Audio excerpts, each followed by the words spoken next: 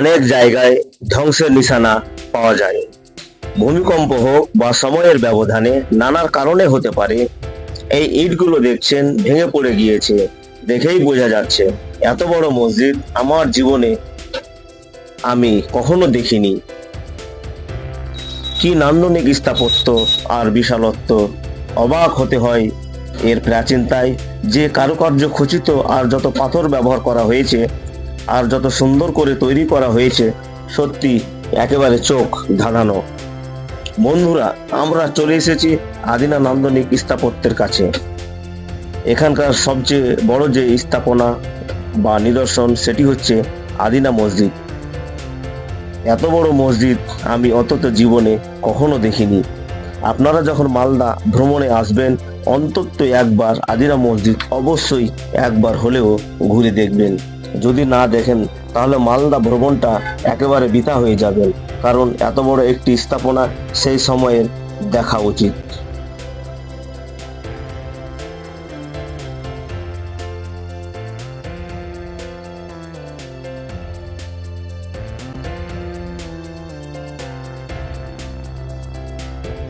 আদিনা মসজিদ।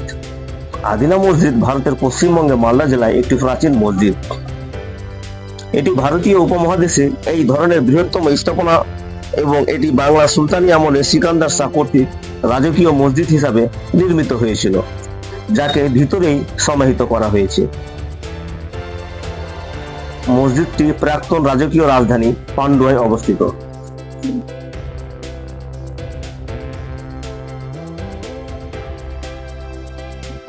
মসজিদটির ভিত্তি স্থাপন করা হয়েছিল 1373 সালে এবং সম্পূর্ণ হয়েছিল 1375 সালে।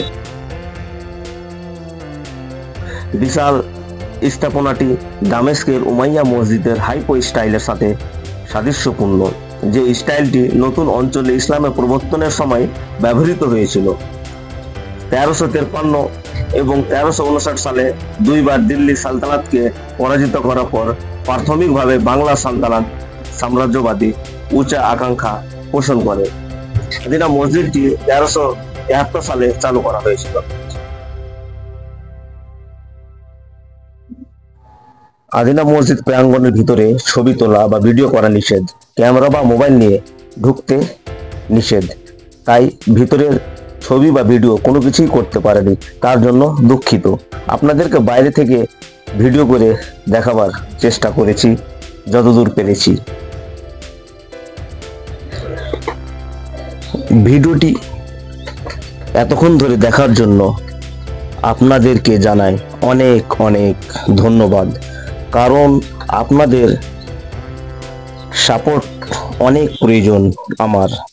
সবাই লাইক করুন, শেয়ার করুন ও ভিডিওটি কেমন লাগলো অবশ্যই তা কমেন্টের মাধ্যমে আপনারা জানাবেন। সবাই ভালো থাকুন ও সুস্থ থাকুন। ভিডিওটি এখানেই শেষ করছি, দেখা হবে পরবর্তী ভিডিওতে।